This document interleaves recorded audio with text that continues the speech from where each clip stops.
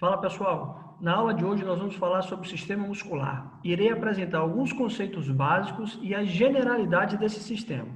Então, hoje nós vamos conhecer a definição de miologia, vamos reconhecer as funções dos músculos, vamos listar os tipos de músculos do corpo humano, vamos compreender a arquitetura do músculo esquelético e vamos finalizar com os tipos de contração muscular.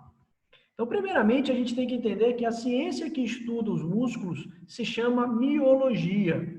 E os músculos são um dos 4 tecidos primários do nosso corpo. E nós temos 3 tipos de músculo. Nós temos o músculo liso, nós temos o músculo estriado cardíaco e o músculo estriado esquelético, né? Então, o principal foco da nossa aula hoje vai ser sobre o músculo estriado esquelético, apesar que vamos falar ainda um pouco sobre os outros, tá? Então, os músculos, eles são os elementos ativos do movimento. Então, são eles que vão realizar o movimento, enquanto as articulações e os ossos serão os elementos passivos. Mas, apesar de serem passivos, eles são de suma importância porque vão permitir o movimento e vão, muitas vezes, funcionar como um sistema de alavanca. Então, tanto os elementos passivos quanto o elemento ativo do movimento, eles têm que andar em harmonia. Se um falhar, o movimento acaba falhando também, tá? A principal função dos músculos será a produção de força. E quando ele gera força, ele auxilia na locomoção, ele auxilia na respiração, como o músculo diafragma aqui nesse vídeo, ele auxilia na manutenção da postura, seja na manutenção de uma postura correta ou na implementação de uma postura inadequada, e ele vai auxiliar no transporte de substâncias dentro do nosso corpo, como o caso aqui, o músculo cardíaco fazendo a contração do coração e fazendo com que haja uma circulação do sangue por dentro do nosso corpo. E além de produzir força, esses músculos também, nesse momento, eles acabam também produzindo calor. Então, para a galera que está começando aí a fisioterapia, a medicina, a educação física, né, a área ligada ao esporte principalmente, fiquem ligados aqui na termografia, porque eu acredito que aqui vai ser uma das próximas queridinhas dos profissionais de saúde, tá? Fiquem ligados aí nessa dica e quiserem estudar mais um pouco, já comecem a estudar a partir de agora. Então, os músculos lisos, que são os primeiros músculos que nós vamos abordar, são músculos que serão controlados pelo sistema nervoso autônomo e são de contração involuntária, ou seja, independem da nossa vontade consciente. Eles estão presentes em muitos órgãos e sistemas do nosso corpo, como no trato gastrointestinal, nas artérias, nas vias respiratórias, nos órgãos genitais, nos órgãos urinários, tá? Então, essa musculatura que está muito presente nos órgãos e nesses sistemas, ela tem uma contração involuntária. Nas minhas aulas eu brinco, come alguma coisa estragada para você ver o que vai acontecer. Aquilo vai sair do seu corpo, ou por cima ou por baixo, de forma involuntária e independente de onde você esteja. Então, a gente tem a certeza que essa musculatura lisa é uma musculatura de ação involuntária. Já o músculo estriado cardíaco, ele também é de contração involuntária. A gente não manda nos batimentos cardíacos, né? Eu não tenho como chegar para vocês e falar assim, desacelere aí o teu coração, ou acelere aí seu coração. Isso a gente não consegue fazer. Infelizmente, a gente não manda no coração, porque se a gente mandasse, metade dos nossos problemas iam ser resolvidos, porque a gente conseguiria mandar nele, né? Assim, eles estão formados por estrias, então é por isso que ele é chamado de músculo estriado cardíaco. As suas células contêm discos intercalares, chamados de sincício, e eles estão presentes, né, no coração, como o próprio nome já diz.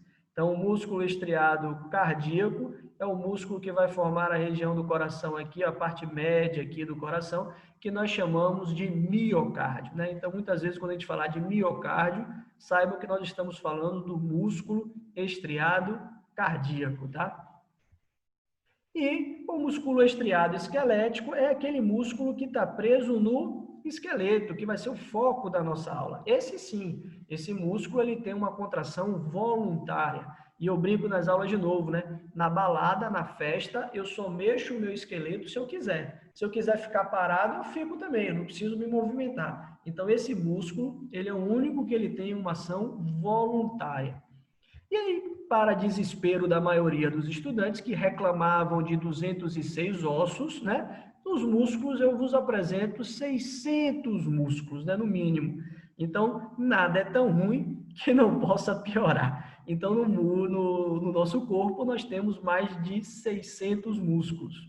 E eles vão representar mais ou menos de 40% a 50% do nosso peso corporal. A gente vai ver que o tecido muscular, ele está organizado em conjunto com o tecido conjuntivo. Isso daqui é importante, esse conhecimento, porque muito tem se falado da importância desse tecido conjuntivo nas relações miofaciais. A parte contrátil do músculo vai ser mais avermelhada, porque é uma parte que tem uma maior quantidade de hemoglobina, e aí ela precisa de mais oxigênio. E essa parte avermelhada é o que nós conhecemos como a carne do músculo, que nós chamamos aqui agora de ventre muscular. Então, aqui a gente pode observar o ventre muscular de um músculo de um cadáver, fresco, né, mais avermelhado, e aqui numa imagem de desenho, né? Então, a gente pode observar o ventre muscular e depois do ventre muscular nós temos uma grande quantidade de tecido conjuntivo que vai fixar esse músculo ao osso. Então, as fixações dos músculos geralmente serão nos ossos. A gente vai ver que alguns músculos esqueléticos, eles não vão se fixar diretamente no osso, mas são algumas exceções. E essas fixações nós chamamos de tendões. Então, aqui a gente pode observar um tendão numa imagem de desenho, enquanto eu consigo observar um tendão aqui, ó, numa peça muscular fresca também.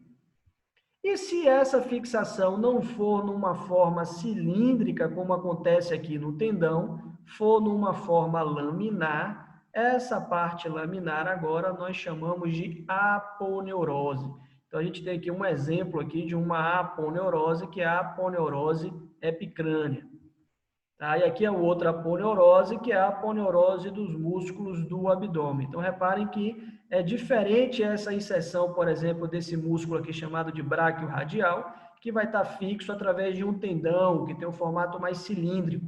E aqui a gente já tem uma parte mais laminar. Tá? E, além disso, nós temos ainda alguns feixes de tendões que estão cobertos e organizados por uma faixa de tecido conjuntivo que nós chamamos de retináculo. E aí eu costumo fazer muito a minha associação nas minhas aulas aqui, ó. A gente tem, às vezes, um computador em casa que a gente está cheio de fio espalhado um para o outro, e aí a gente vem com um organizador aqui de fios, ó, e organiza todos eles para ficarem bem bonitinhos, né? Assim? Então, isso daqui é que o retináculo vai fazer também. Então, o retináculo, ele acaba organizando esses tendões.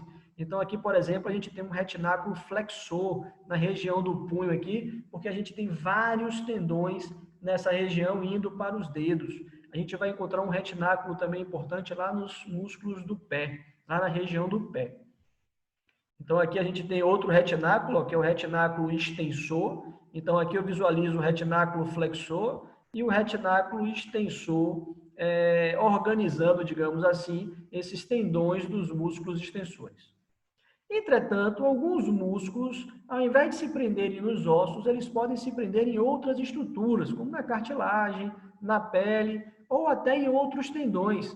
A gente vê muito isso nos músculos da expressão facial, aonde muitos dos músculos vão se prender no outro músculo do lado, né, no músculo vizinho, ou vão se prender na própria pele, que ao contrair eles vão fazendo as rugas na região da pele e vão nos dando as expressões faciais. E nós temos tendões com dimensões tão reduzidas que os músculos parecem se prender diretamente ao seu ventre. E isso acontece também com os músculos da expressão facial. Reparem que é difícil da gente entender aonde é que está o tendão desses músculos aqui. Uns ficam mais fáceis da gente visualizar, mas às vezes ele é muito pequeno. Olha aqui nos músculos do zigomático aqui, ó. Né? Então, às vezes ele é muito pequeno que a impressão que dá é que ele se prende diretamente através do seu ventre muscular. E existem tendões que não servem para fixar esse músculo a uma outra estrutura, mas eles acabam dividindo esse ventre muscular desses músculos e isso vai potencializando muitas vezes a sua ação. Um exemplo clássico de um tendão que não serve para fixação, mas que está interposto entre o ventre muscular, é o músculo reto do abdômen, a famosa barriga de tanquinho. Porque quando a gente malha, quem encurta é o ventre muscular, não o tendão. O tendão não tem essa capacidade elástica. Então, ao trabalhar, quem vai hipertrofiar, quem vai aumentar de tamanho e volume vai ser o ventre muscular. E aí dar a impressão lá da barriga de tanquinho, que a gente comentou lá nos músculos da região do abdômen. Então, passem lá na região dos músculos do tronco, que eu falei lá um pouco sobre ele na região do abdômen, tá? E ainda assim, dentro dessa arquitetura, nós temos uma fáscia recobrindo esse músculo, que por baixo da fáscia nós encontramos o epimísio, depois vem o perimísio, com os seus fascículos, cobrindo o endomísio, até chegar nas fibras musculares. E aí, nas fibras musculares, nós vamos encontrar todas essas estruturas, que eu vou deixar para o professor de fisiologia entrar em detalhes sobre esse assunto, porque ele vai acabar explicando um pouco melhor como funciona a contração muscular. Então, o objetivo da nossa anatomia aqui não é dizer como essa contração muscular acontece, eu vou deixar para o professor de fisiologia explicar esse tipo de função. Mas aqui eu já apresento um pouco a questão da sua organização. Então, na parte interna, né, mais interna do músculo, nós temos as fibras musculares, são quem vão contrair e vão alongar durante o movimento. Recobrindo as fibras musculares, nós temos um feixe de tecido conjuntivo chamado de endomísio. Recobrindo o conjunto de endomísio, nós temos o perimísio. Recobrindo o conjunto de perimísios, né? Então aqui eu tenho vários perimísios. E recobrindo esse conjunto, nós vamos ter o epimísio. E recobrindo toda a parte muscular, nós teremos as fáscias. E essas fáscias vão se juntar para formar os tendões e fixar esse músculo ao esqueleto. E aí, entre um músculo e outro, nós temos uma relação miofacial muito importante. Comece a colocar isso na cabeça de vocês, principalmente a galera da fisioterapia e educação física, porque essa relação miofacial ela é muito importante, está sendo muito falada atualmente, tá? E aí a gente pode ainda definir, classificar esses músculos de acordo com a forma e o arranjo de suas fibras. Então, nós vamos ter músculos onde as fibras têm uma disposição paralela, e aí essas fibras nós vamos dizer que esse músculo é um músculo longo, a partir do momento que ele tem esse arranjo paralelo, ou ele pode ser também fusiforme, aqui a gente tem um músculo palmar longo, né? Então, essas fibras estão nesse sentido, e a gente tem músculos também que é onde as fibras elas podem ser numa disposição mais oblíqua. Então, ao invés de ter uma disposição paralela, essas fibras terão uma disposição oblíqua. E aí parece agora com aquelas penas, as penas dos animais. Então, nós temos músculos que podem parecer somente uma parte da pena, que a gente vai dizer que são músculos unipenados, ou músculos que parecem ter a divisão aqui da pena certinho, que parece aquela divisão certinha da pena, que são os músculos bipenados. Então, aqui a gente tem um exemplo de um músculo bipenado, nesse caso aqui o músculo tibial anterior, e um músculo unipenado, que ele tem uma direção só dessas fibras, tá? Um outro exemplo de um músculo bipenado é o músculo reto femoral. Então, as fibras descem para um lado e para o outro, descem para um lado e para o outro com como se fosse uma rafezinha aqui central. Além disso, nós temos músculos que são convergentes, as suas fibras elas são convergentes, né? Como se fossem aqui no formato de um leque. Nós temos músculos que estarão dispostos de forma circular, né? Através de um orifício, de um canal. Então, aqui a gente tem um músculo chamado orbicular do olho, ou o próprio esfíncter do ânus. Então, esses músculos que têm um formato circular são chamados de músculos esfíncteres, né? Então, simplesmente, quando a gente fala que ali tem um esfíncter, eu sei que ali tem um músculo que tem uma disposição circular. E, geralmente, quando esses músculos contraem, eles fecham aquele orifício, eles fecham aquele canal. Então, o esfíncter do ânus, ele vai auxiliar ao fechamento aqui do ânus, né? Controlando a defecação, por exemplo. E o orbicular do olho e o orbicular da boca, ó, que já tem uma aqui, eles vão auxiliar a fechar essas estruturas. Então, do olho acaba fechando o olho e o da boca acaba fechando os lábios, tá? Nós temos músculos que irão ser classificados de acordo com as suas inserções proximais, né? Então, se ele tem mais de uma inserção proximal, ele vai ser chamado de bíceps, quando tem duas, ou tríceps, quando tem três, ou quadríceps, quando tem 4 inserções proximais. Então, ele vai se encaixar em 2 locais diferentes na região proximal, mas vão converger tudo para o mesmo local de inserção distal. Então, quando isso acontece, a gente diz que esse músculo, se for com 2 inserções proximais, vai se chamar bíceps. Se forem com 3, tríceps. Se forem com 4, quadríceps, tá? Então, aqui a gente tem uma imagem de uma peça cadavérica, onde são 2 origens, né, que a gente vai ver daqui a pouco o que significa isso. Então, são 2 inserções proximais e uma inserção distal. Ou tríceps, com 3 inserções proximais e uma distal, ou quadríceps, com 4 inserções proximais e uma mesma inserção distal. Se a gente inverte agora, se ele tem apenas uma inserção proximal e várias inserções distais, nós vamos dizer que esse músculo ele pode ser unicaudado ou policaudado. Tá? Alguns livros aqui, ó, como o Yokoshi, ele traz como multicaudal.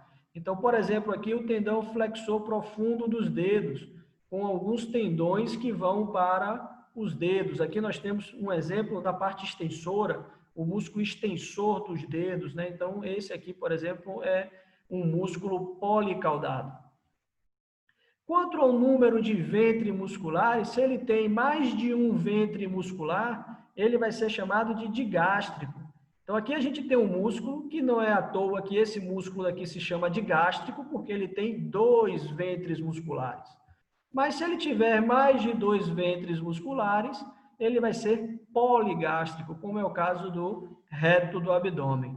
Então, aqui a gente tem o músculo digástrico, que tem 2 ventres musculares, o músculo omoioide, que a gente comentou numa aula de pescoço, né, que eu vou comentar também numa aula de pescoço, ele é um músculo digástrico, mas ele não recebe esse nome, ele vai se chamar omoioide.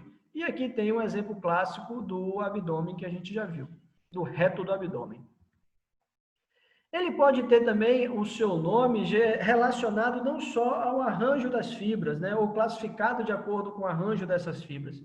Ele pode receber o nome de acordo com a sua ação. Então, esses músculos, por exemplo, que estão na parte medial da coxa, nós vamos chamar de adutores. Então, aqui nós temos 3 músculos adutores, que dependendo do tamanho, a gente vai dizer que ele é um adutor magno, que é o maior de todos, um adutor longo e um adutor curto. Mas ele também pode ser chamado de flexor. Então, ele também pode ser classificado quanto à ação. E aí, os músculos, eles sempre vão ter um ponto de fixação proximal e um ponto de fixação distal, que geralmente vão estar presos a peças ósseas, né? Com exceções, por exemplo, desses músculos da face. Mas, mesmo assim, ele vai ter que estar preso em 2 extremidades diferentes. E para que ele esteja preso em 2 extremidades diferentes e que gere o movimento, ele precisa passar pelo menos por uma articulação. Na pele, como ele não mexe aqui a articulação na região da face, ele vai estar preso na pele, mas ele vai enrugar a pele. Os outros músculos que vão gerar um movimento, eles precisam passar pelo menos por uma. Depois, com um estudo mais afinco, né, com um pouco mais de conhecimento, vocês vão ver que existem músculos que passam por mais de uma articulação, ou seja, que eles vão ter ação em 2 articulações. Então, essas fixações dos músculos, nós chamamos de origem e inserção. Então, a origem do músculo, a gente vai dizer que é a extremidade que está presa à peça óssea, que não se desloca durante o movimento. E a inserção vai ser a extremidade que está presa à peça óssea, que se desloca durante o movimento. Então, quando a gente realiza o movimento, por exemplo, aqui de flexão do cotovelo, quem é o ator principal aqui vai ser o músculo do bíceps. Ele se chama bíceps porque tem duas origens aqui, ó. Ele tem duas inserções proximais e apenas uma distal. Então, quando a gente realiza esse movimento, e eu vou dizer a vocês que o bíceps ele vai ter uma fixação na escápula e vai ter uma fixação no rádio, quando eu faço esse movimento na minha academia, eu estou realizando um movimento que quem vai se mexer vai ser o antebraço. A escápula vai estar fixa. Então, a gente vai chegar e vai dizer que a parte do bíceps que está preso na escápula é a origem. E a parte do bíceps que está preso no rádio é a inserção, porque ele se movimentou durante essa ação. Entenderam isso? Então, origem é a parte do músculo que está preso à peça óssea que não se desloca. E a inserção é a parte do músculo que está preso à peça óssea que se desloca. Fechou? Agora eu vou bugar a cabeça de vocês. E se eu trocar um movimento? E se eu for agora por uma barra fixa? Então eu vou estar aqui preso na barra fixa, onde eu vou ter que levantar aqui, ó. Então eu vou encostar meu queixo lá na mão. Que parte se mexeu agora do bíceps? A parte que estava presa no rádio ou a parte que estava presa na escápula? O que vocês acham? Eu estou aqui, ó, na hora que eu subir, ó, o rádio está preso e quem vai se movimentar vai ser a escápula. E aí ferrou tudo, porque agora, se eu for olhar para a parte teórica, eu troco a origem e inserção. E aí aquele aluno esperto, quando o professor perguntava assim na prova, simplesmente diga a origem e inserção de tal músculo. Se eu não sei qual é o músculo, o que é que eu escrevo? Vai depender do movimento. Se a gente for olhar na teoria, é isso, vai depender do movimento. Para eu saber quem se mexe e quem não se mexe. Mas, como na anatomia a gente não pode deixar as coisas assim soltas, né? A gente tem que colocar um padrão, não foi assim que a gente viu lá na aula de introdução à anatomia, que a gente tem a posição anatômica para isso?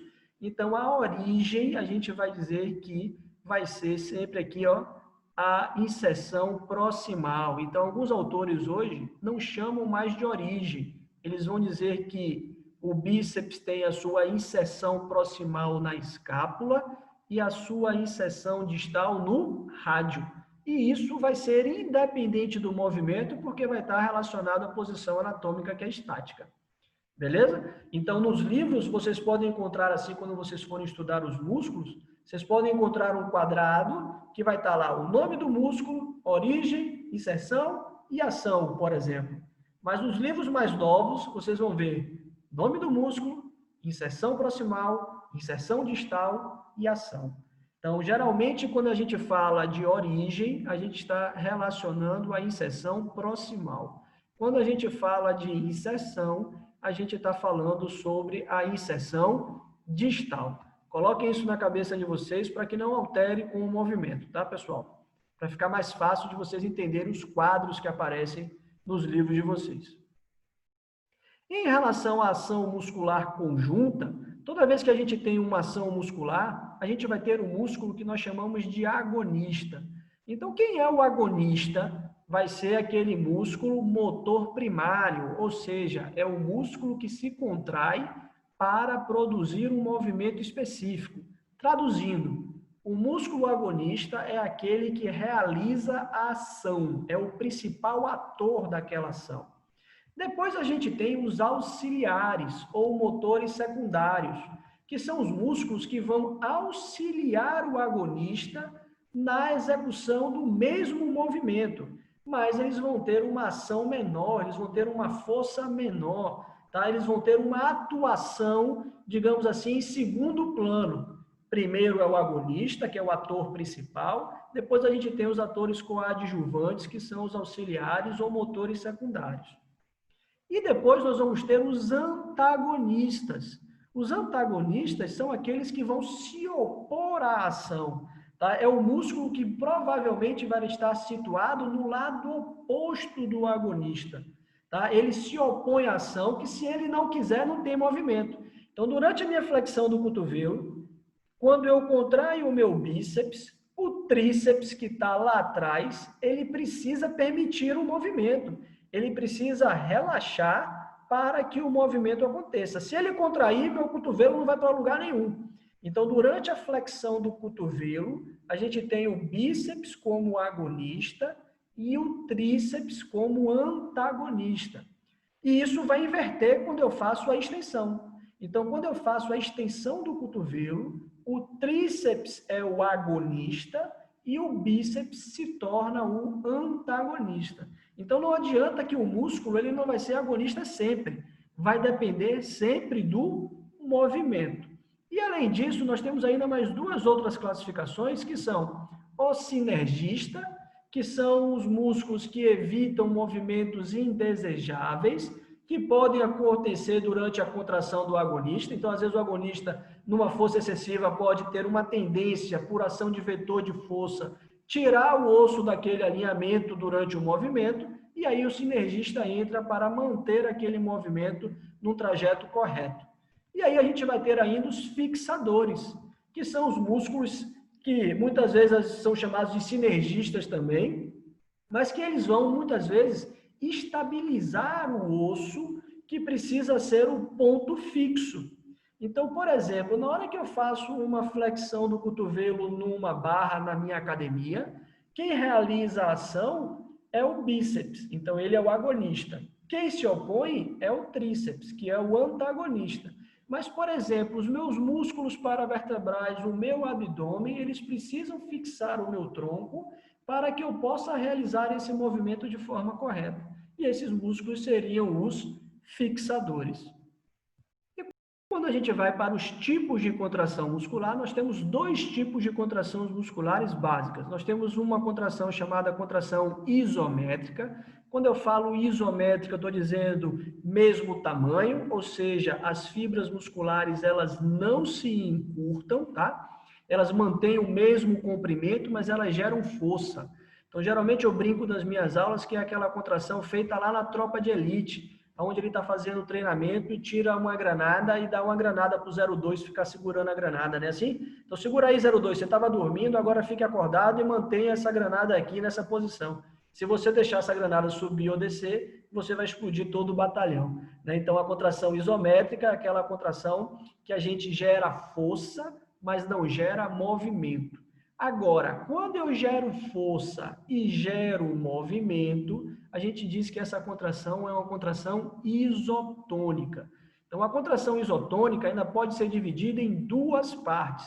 Uma contração isotônica com encurtamento das fibras musculares, que nós chamamos de contração isotônica concêntrica, e uma contração isotônica onde eu gero força e gero alongamento das fibras musculares, que é a contração isotônica excêntrica.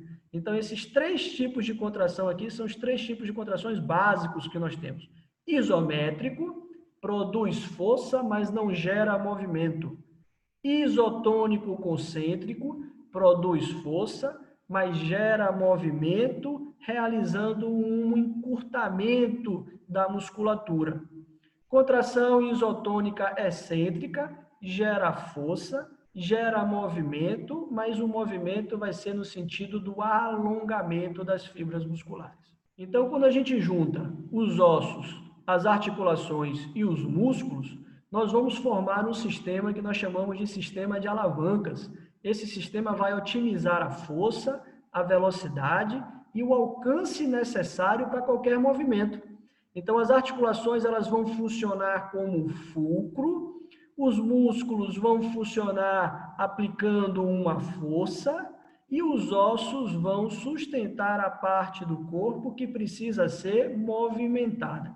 Aqui nesse vídeo, a gente mostra a importância desses braços da alavanca, utilizando a patela como exemplo aqui. Então, essa pedra aqui é a patela, aqui estaria representando a tíbia, aqui estaria representando o fêmur, e esse elástico aqui seria o músculo do quadríceps.